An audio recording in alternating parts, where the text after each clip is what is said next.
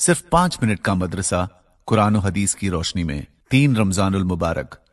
Number 1، اسلامی تاریخ۔ حضرت موسیٰ علیہ السلام۔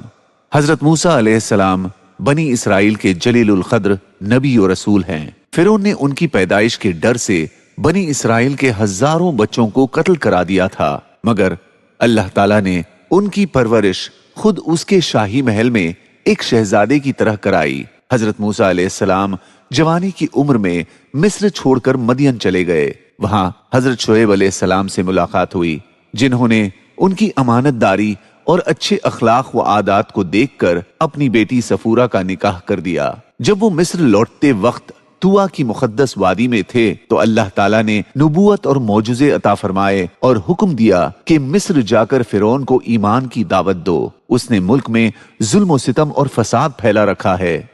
حضرت موسیٰ علیہ السلام کی سفارش پر اللہ تعالیٰ نے ان کے بڑے بھائی حضرت ہارون علیہ السلام کو بھی نبوت سے نوازا۔ دونوں نے جا کر فرعون کو ایمان کی دعوت دی اور معجزے بھی دکھائے۔ اس کے باوجود فرعون نے ان کو جادوگر کہہ کر نبی ماننے سے انکار کر دیا۔ چنانچہ اس نے جادوگروں کو بلا کر موسیٰ علیہ السلام سے مقابلہ کرایا۔ اس مقابلے میں حضرت موسیٰ علیہ السلام کو کامیابی ملی اور تمام جادوگروں نے ایمان قبول کر لیا۔ جب فرعون کا تکبر اور نافرمانی حد سے بڑھ گئی تو اللہ تعالیٰ نے اس کو اور اس کی قوم کو دریا میں غرق کر دیا۔ نمبر 2، اللہ کی قدرت، پانی کا انتظام۔ پانی اللہ تعالیٰ کی بہت بڑی نعمت ہے جس پر سارے جانداروں کی زندگی کا دار و مدار ہے۔ اگر زمین سے پانی ختم ہو جائے تو زمین سے انسان، حیوان، حتیٰ کہ پیڑ پودے سب ختم ہو جائیں۔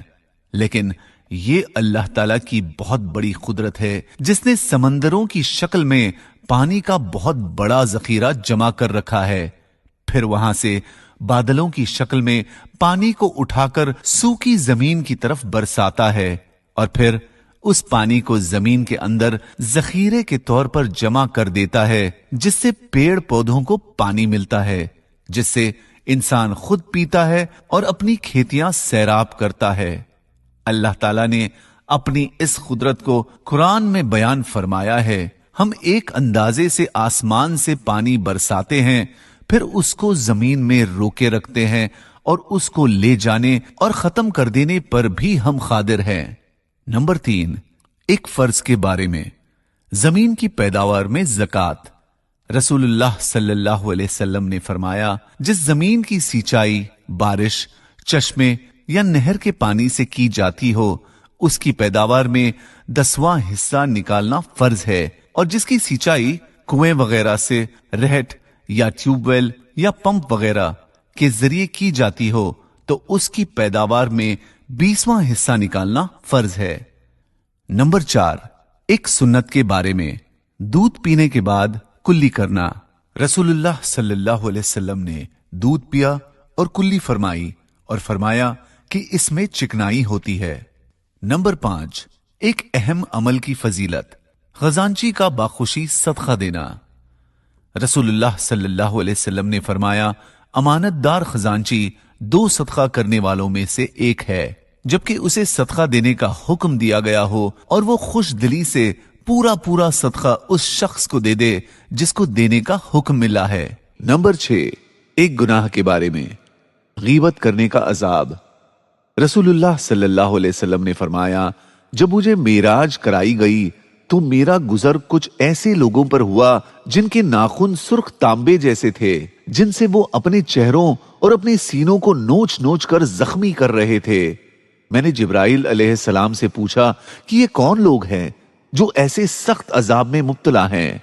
جبرائیل علیہ السلام نے بتایا کہ یہ وہ لوگ ہیں جو زندگی میں لوگوں کے گوشت کھایا کرتے تھے، یعنی غیبت کیا کرتے تھے اور ان کی عزت سے کھیلتے تھے۔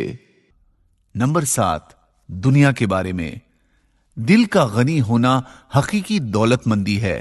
رسول اللہ صلی اللہ علیہ وسلم نے فرمایا، اصل مالداری و دولت مندی یہ نہیں ہے کہ اپنے پاس بہت زیادہ مال و متاع ہو، بلکہ حقیقی مالداری اور دولت مندی جس چیز کا نام ہے وہ نفس یعنی دل کا غنی و مالدار ہونا ہے۔ نمبر 8، آخرت کے بارے میں، होशियार कौन?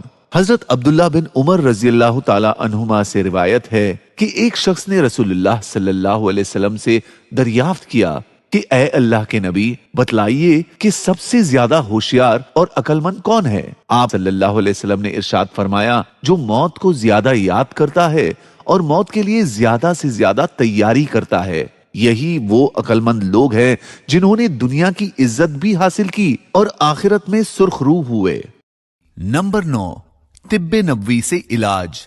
2 चीजों के अलावा हर बीमारी का इलाज। रसूलुल्लाह सल्लल्लाहु अलैहि वसल्लम ने फरमाया, तुम लोग दवा करो, इसलिए कि अल्लाह ताला ने तमाम बीमारियों की शिफा उतारी सिवाय मौत और बुढ़ापे के।